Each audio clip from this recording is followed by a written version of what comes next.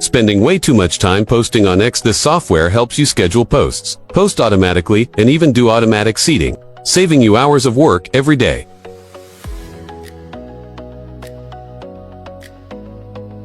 Welcome back to my channel. On my screen here is the interface of the X software. I'm managing a lot of accounts here, and each account is linked to a different proxy.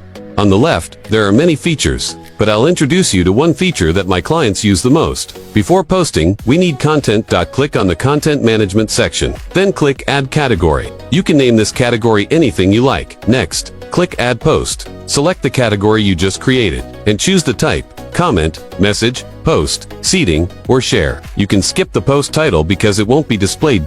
Now enter your content. You can use chat to save time on this part.